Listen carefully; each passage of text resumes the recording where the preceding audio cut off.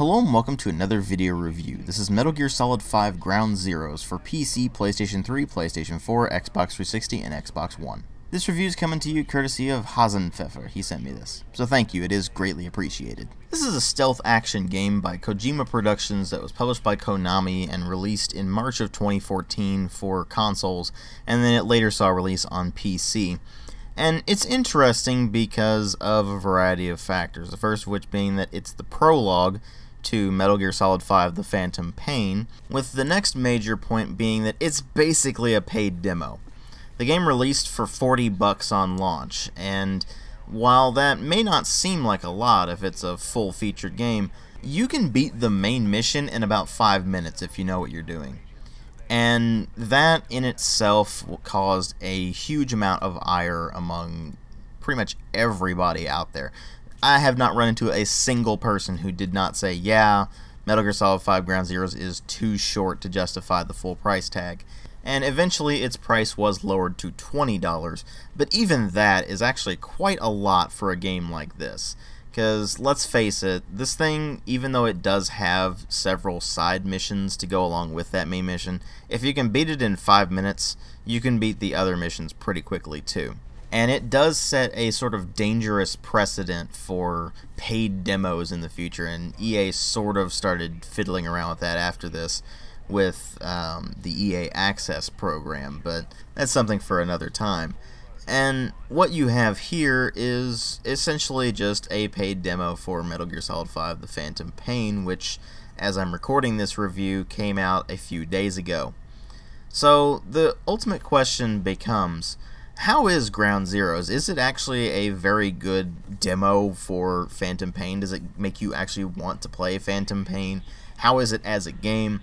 And does it justify the reduced price of $20, or should it have just not been a paid thing at all? Well, before we really delve into the meat of this thing, let's first talk about the presentation, which is significant because it is a new in-house engine that Kojima Productions put together called the Fox engine. And this would of course go on to power the Phantom Pain as well, but it also powers the Pro Evolution Soccer games that Konami produces on the side. And those are the only things that have used it thus far, but it is used to a very impressive effect in Metal Gear Solid 5 Ground Zeroes, which of course stands to reason considering that this is basically a demo for the Phantom Pain.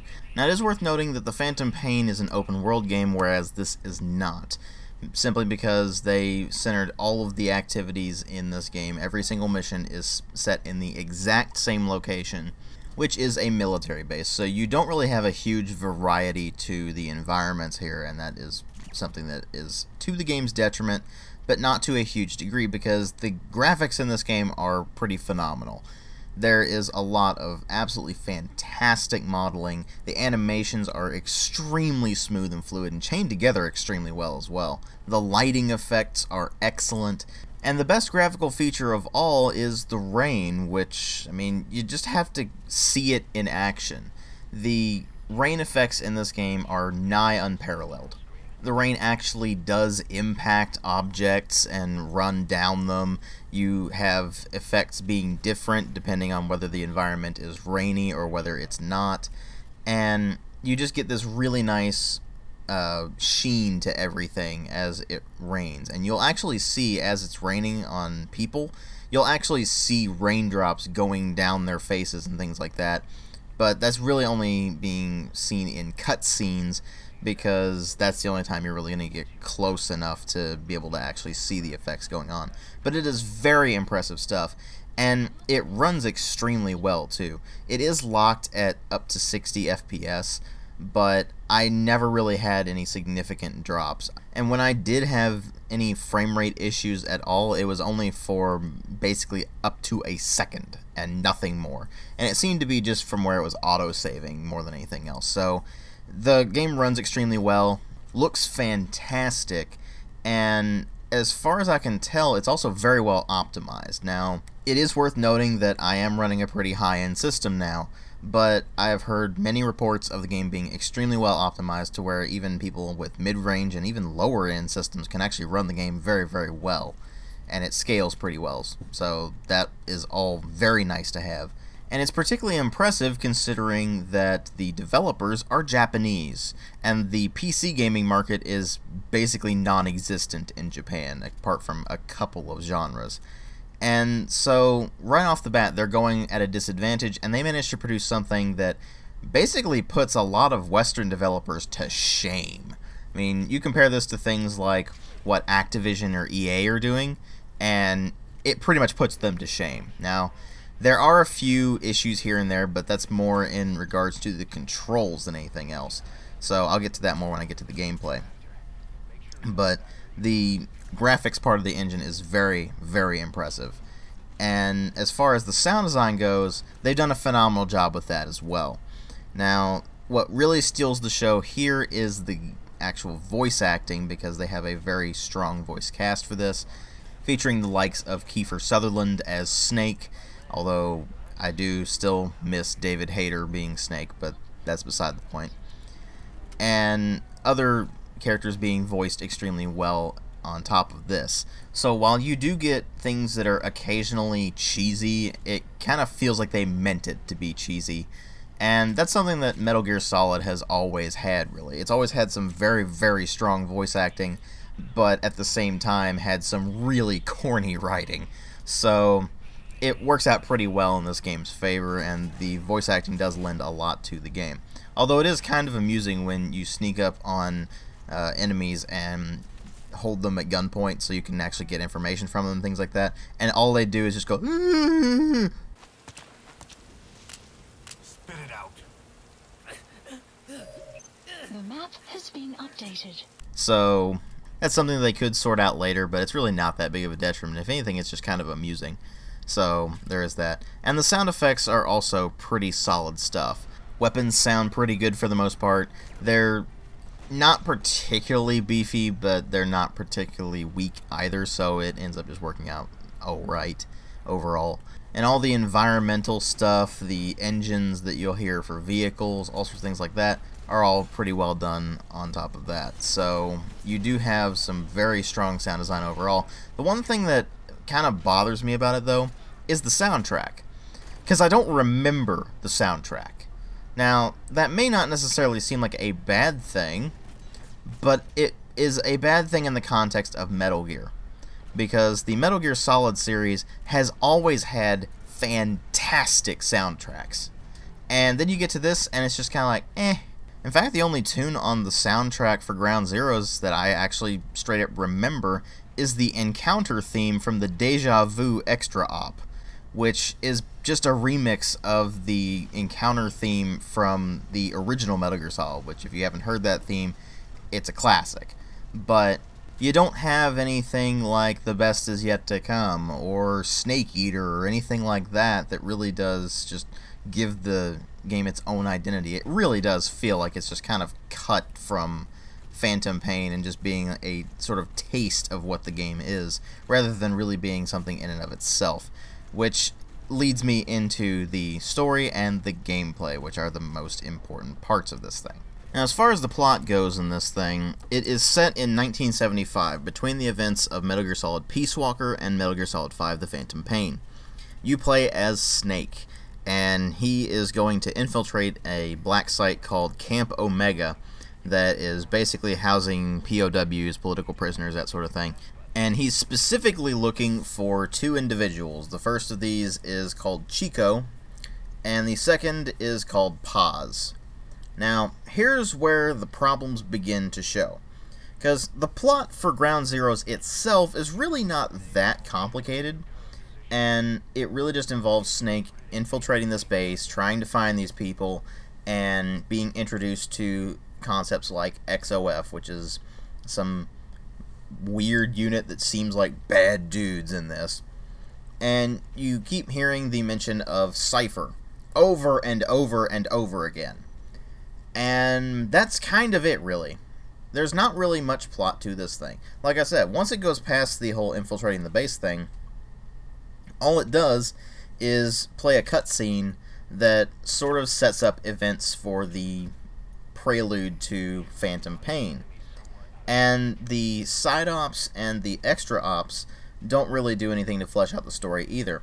So what you're left with is something that is extremely bare bones and feels like it would just be a sort of throwaway mission, or even just something that's straight up incomplete in Phantom Pain. Now, there are two things to note about this as well.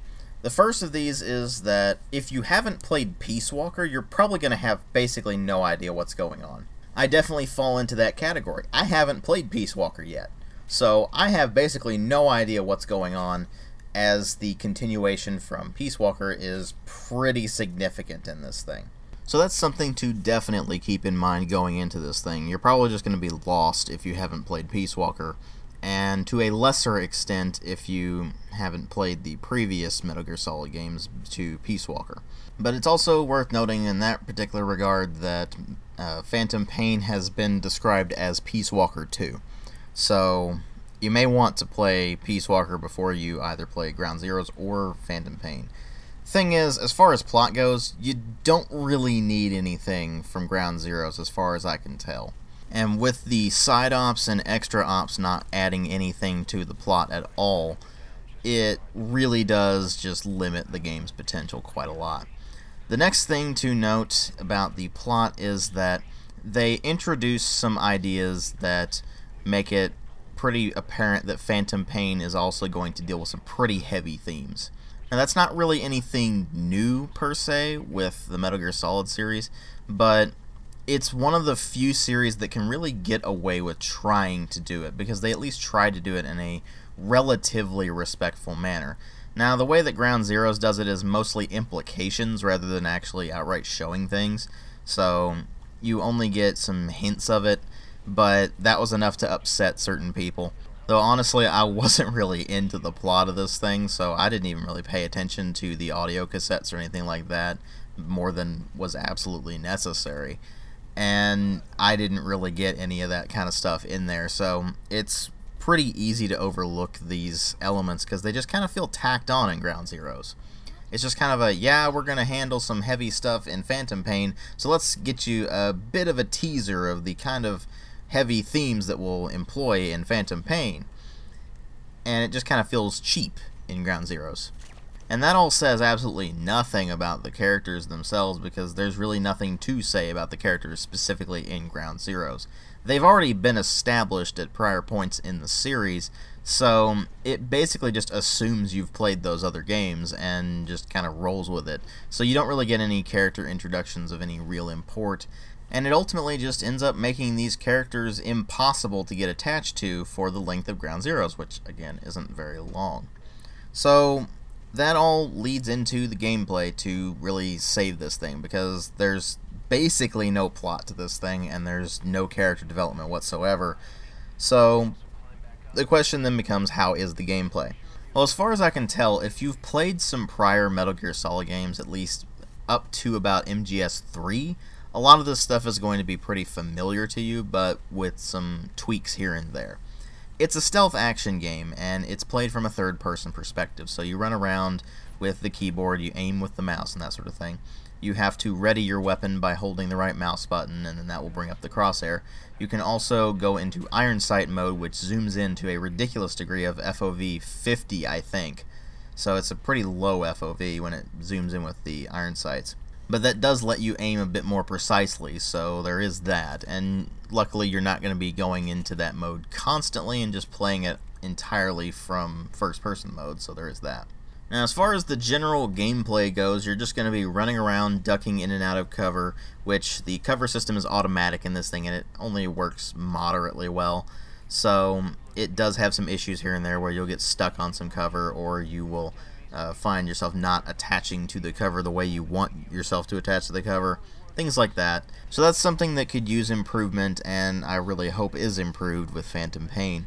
But it's usually not a huge problem. What can be kind of problematic is the movement system itself. It's clearly designed around an analog stick rather than a keyboard, and while it works fine with the keyboard, occasionally you'll have issues with regards to more precise movement or slowing down, because instead of doing the analog stick thing, which is just to move the analog stick in the appropriate direction with the appropriate amount of extension to go between just kind of very slowly creeping forward to just straight up jogging, basically. You can't really do that on a keyboard, so instead they have different buttons assigned to being basically walk or jog, and then another button for sprinting. So the controls do take a bit of getting used to, but I found that they're actually pretty intuitive for the most part, and they work fine. So you're never really going to run into any situations where the controls are just so blatantly against you that you have no idea what you're doing. It's pretty straightforward, and it also helps that this is a very, very good PC version, so you do get some PC button prompts instead of a controller's button prompts, so that really does help. And of course, if you don't want to use a keyboard and mouse, you can certainly plug in a controller and just go on with your day. Now, it is worth noting that when you do play with keyboard and mouse, you will find that the aiming is ludicrously easy all of a sudden. And it becomes kind of readily apparent that this thing was designed more around consoles than it was around PC, because again, PC version's pretty easy comparatively. Mostly because you can have that faster speed and the precision of the mouse, as opposed to the inherent clumsiness of analog sticks for aiming. So once you get used to the controls, it really becomes a non-issue, and as long as you're a decent shot in this thing, you probably won't run into any problems. But as far as actually trying to sneak around goes, it's really less dependent on, for example, lighting conditions, the sound conditions, that sort of thing, than it is around your stance.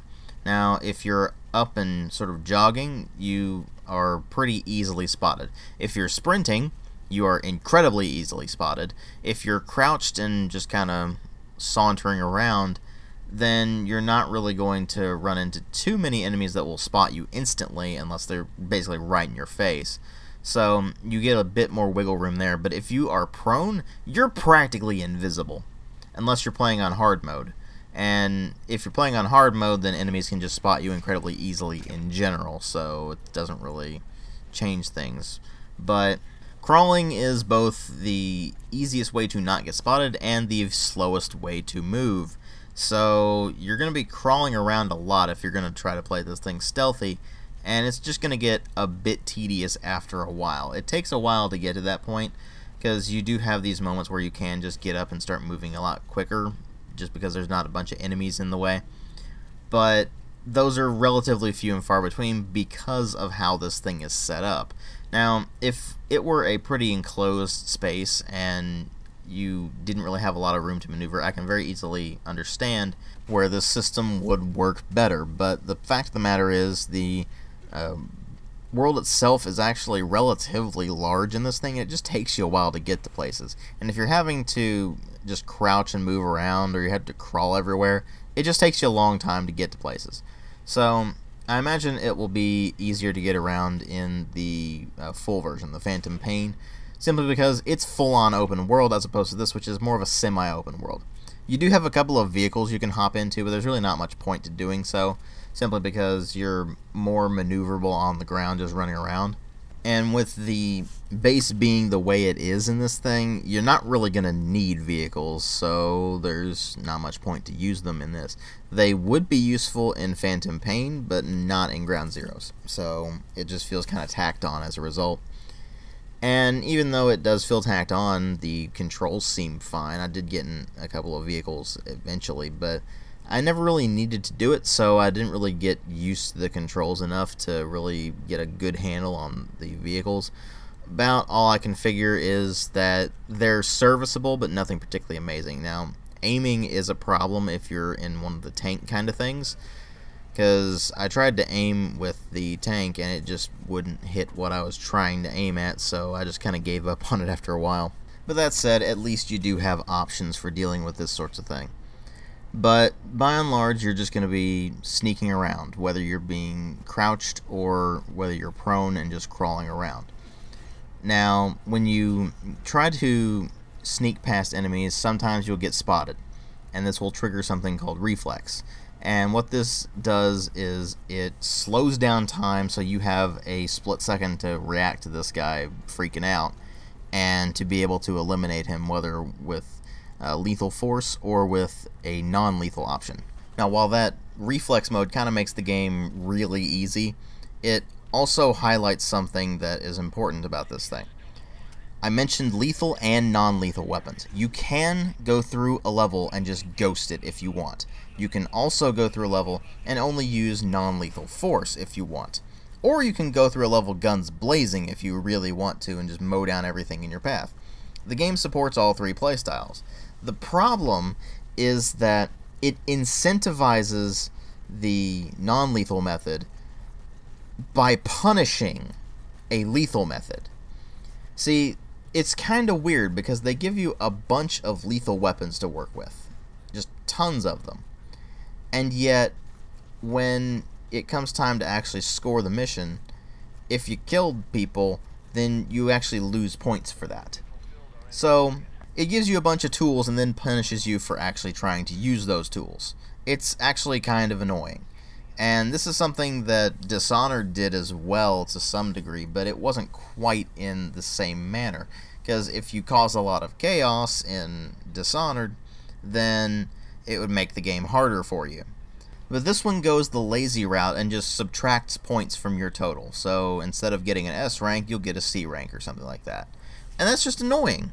They could have handled that so much more elegantly, and it would have been so much better. Just incentivize the non-lethal method in a different way. Maybe give you more points, maybe give you some sort of unlockable or bonus that you would get from completing the entire level without killing a single enemy, things like that. But then it does stupid things with this particular system. Namely, one of the side ops is to rescue a member of your intel division for MSF. And this mission starts you out in a helicopter with a scoped assault rifle that has a grenade launcher mounted on it. Now, you can't get out of the helicopter until a certain part of the map, and at that point it has become abundantly clear that you are intended to be the door gunner. You're supposed to just attack the enemy as they try to close in on your intel guy. Well, there's a problem with that, because when you get to the end of the level, it still punishes you for playing lethally. And you're just like, wait, what? You gave me only lethal weapons and then you expect me to actually do non-lethal with this? That's ridiculous. Now, you do get an achievement for completing that level without killing a single enemy, but that's surprisingly difficult because it takes 4 hits to the legs and torso to knock an enemy down. And from there you can just run up to the guy and kick him and it will knock him out. But unfortunately, if you continue firing and you hit another bullet on the guy, he just dies.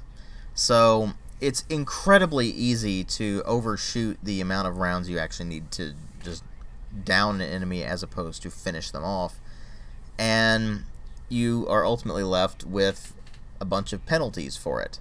So it goes entirely the wrong way in trying to advocate the non-lethal approach. Now, when you go with the non-lethal approach, it doesn't give you extra points or anything like that. It just doesn't penalize you. So it's just kind of a weird system, the way they've set that up. And ultimately, I don't particularly care for it. Just the fact that it feels like it's punishing you for basically capitalizing on all the ridiculous things that the game gives you is just kind of insulting, actually. So what you end up with is a distinct lack of non-lethal methods to actually be able to take out enemies. You have a sleeping dart pistol that you get at the beginning of each level. You can shoot them 4 times and then go up and knock them out with a kick. Or you can basically choke them out, and that's kind of it, really. Now, there may be more options than that in the full game, but that's what they've got in Ground Zeroes, and it feels woefully unfinished as a result. Now, there are other things you can do, like you can sneak up behind an enemy, and as long as they don't see you, if you approach them aiming your weapon at them, they will actually put their hands up, drop their weapon, and then you can interrogate them, or you can tell them to get on the ground or to call some buddies over to be a distraction or something like that. You can also do this in a way by simply sneaking up and grabbing the enemy from behind, and then you basically hold them at knife point and tell them to spit out whatever information they have, or you can knock them out by putting them in a chokehold, or you can just straight up stab them if you want. But again, the game punishes you for being lethal in this thing.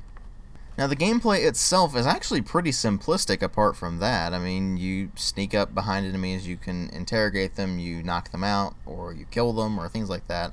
You try to avoid being spotted by guys with searchlights, you try to avoid being in enemies' lines of sight, or if you're sort of within their line of sight, then you try to hide behind cover, or you go prone and you hide in some bushes or things like that.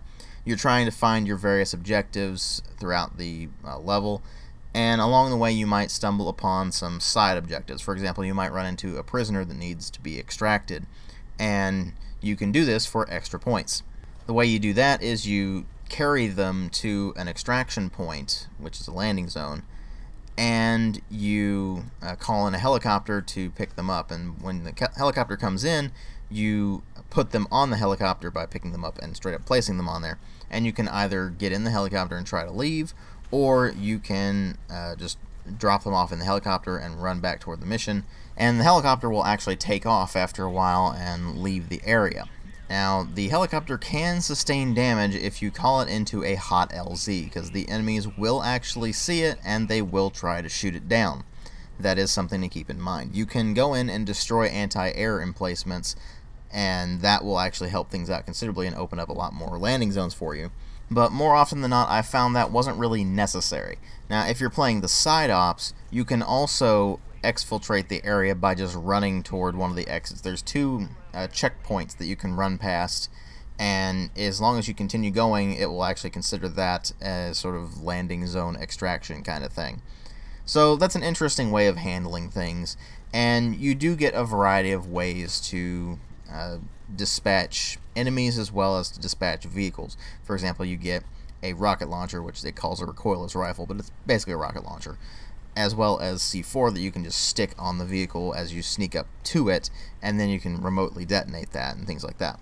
So it will actually behoove you to set up traps for enemies and such like that, because the AI is actually pretty easily exploited in this thing. Now, that's something that has happened in all of the Metal Gear games, but in this one it becomes kind of glaringly obvious, simply because it's so much easier to get headshots in this thing than it was in the previous Metal Gear games, because you have mouse aiming. And so if you get a headshot, it will be an instant knockout if you're using the sleeping darts, or it will be an instant kill if you're using a lethal weapon. Now, in the latter's case, if you find a suppressed weapon, the suppressor will degrade over time, and eventually it will just get destroyed, and you'll be firing bullets the same that anybody else would who didn't have a suppressor on their weapon. So you do have to be careful with the amount of gunfire you're going to be using, and if you're going to use it, it's best to use it in a very precise manner. Basically, you go for headshots and nothing else until your suppressor just gets destroyed, and then you can basically do things to your heart's content. But that's kind of it, really. It's not a particularly complicated game, and there's not really a lot to the stealth other than just your stance and whether or not you're out in the open. So what ends up happening is that you will settle into a pretty easy rhythm with how to actually do things in this thing. And while you might get spotted, you'll find that it's pretty easy to get out of the situations once you get spotted, unless you're playing on hard mode, in which case you might get mowed down very, very quickly, because if you're on normal, then you can sustain a fair amount of gunfire before going down, and you do have regenerating health.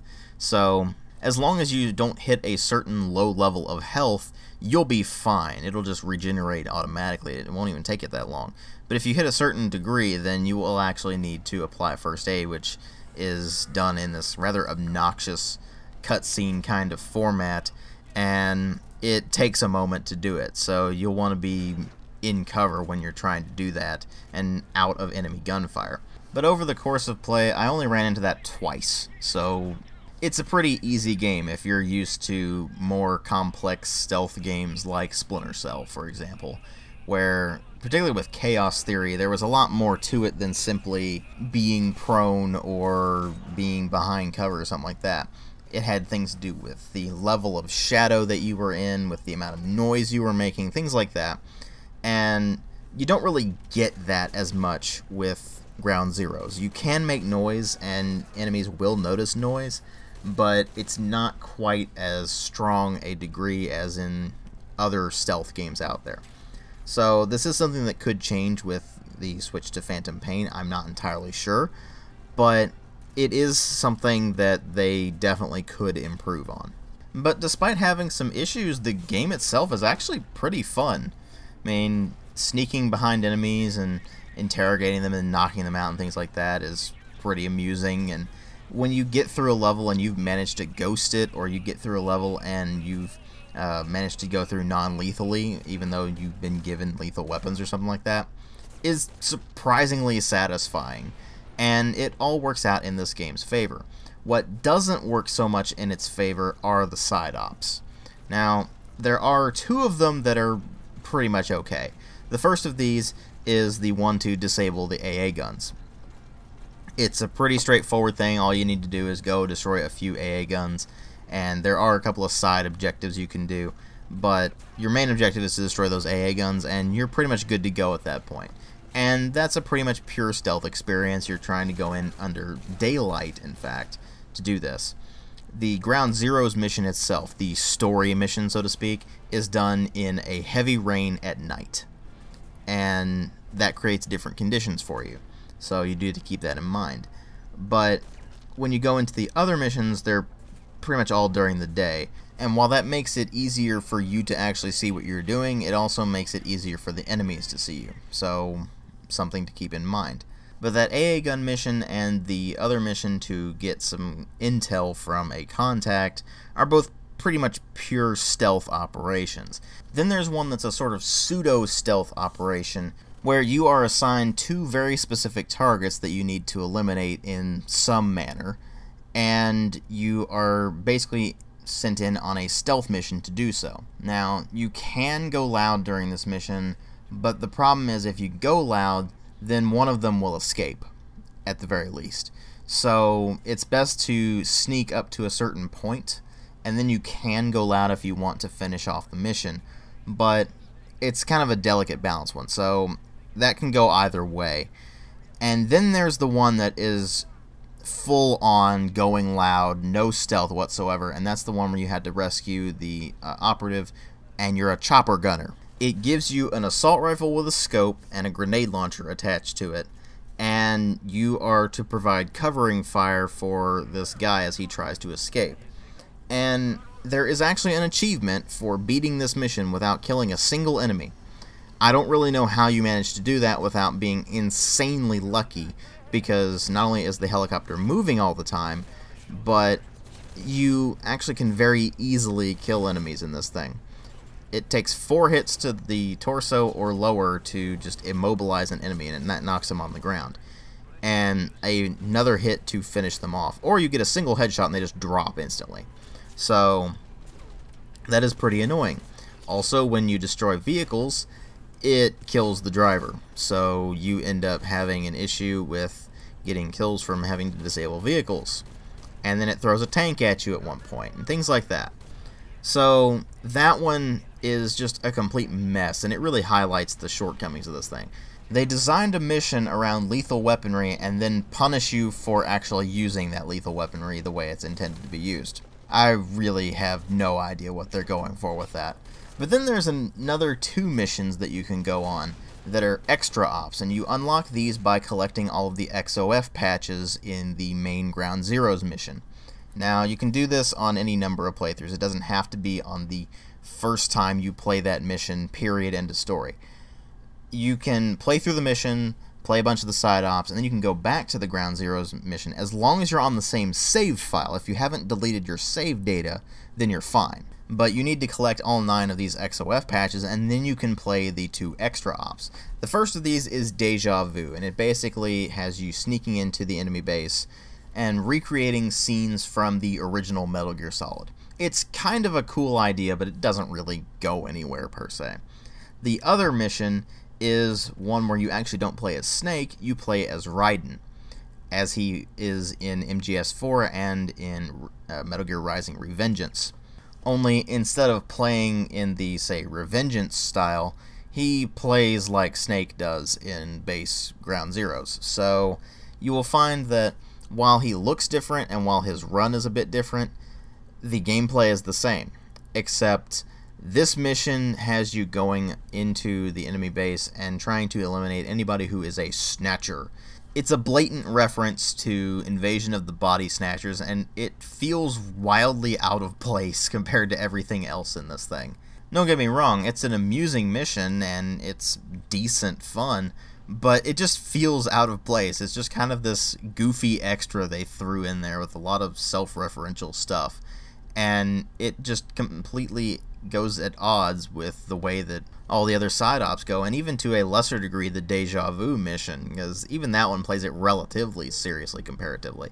The one with Raiden is just this wild fantasy kind of thing that it throws in there, and it's just amusing as hell, but also tonally inconsistent. So that really does feel like more of an Easter egg than a straight up actual part of the game. But we ultimately have to come to the main problem that this game has. It's a demo, and it's very obvious that it's a demo from the get-go. There's barely anything with regards to plot to the main mission of this thing, the Ground Zeroes mission. That mission can be completed in 5 minutes, or less, in fact. And so, right off the bat, you've got barely any content there, unless you decide to go for a more completionist run. If you go for the more completionist run, you can get several hours of game time out of it. And you can get hours of game time out of replaying the missions on the hard mode and trying to get different manners of completing the mission. Maybe you wanted to go non-lethally this time, or maybe you wanted to go through in a just fully going loud stance and just see how that is. Maybe you just wanted to mess around and see what you could find. All sorts of things like that. And there is fun to be had in Metal Gear Solid 5 Ground Zeroes, but there's barely anything to this. Again, it's a demo. They charged $40 for this thing on launch, and if I had paid that much for it, then that would be downright insulting. There's nowhere near $40 worth of content in this thing. Not even meaningful content, not just basic amount of content. Not even for Metal Gear Solid fans is there really enough to justify the $40 price point. What about the $20 price point? Even then, that's really stretching it. If you manage to play through this thing and somehow get close to the amount of playtime that I would expect from a $20 game, maybe. But honestly, if you're going to pick up Metal Gear Solid 5 Ground Zeroes, don't pick it up for any more than about $5. Because at that price point, I might be able to see it, but let's face it, you're paying for a demo here. And while there is a decent amount of content in this thing for a demo, it's just a demo. Demos are supposed to be free. And like I said, this thing can set a kind of dangerous precedent for having to pay to play a demo of things in the future. And I really don't want a future where that is the case. That said, as far as Ground Zeroes goes, it's a generally underwhelming experience. It was hyped up to all hell, and then when it finally came out, it was just kind of like, oh, well, this is okay, kinda. It's not the worst thing ever, and like I said, there is fun to be had there. But considering what it is, it's just ultimately underwhelming. And even though it's a good primer for the gameplay of Phantom Pain, it's not a good primer for the story. It doesn't really get you going, well, I want to know what happens in Phantom Pain. It gets you going, well, I want to know how Phantom Pain plays out with the gameplay, not with the plot, because there's nothing with regards to plot in this thing. I give it a 2.5 out of 5. Thanks for watching.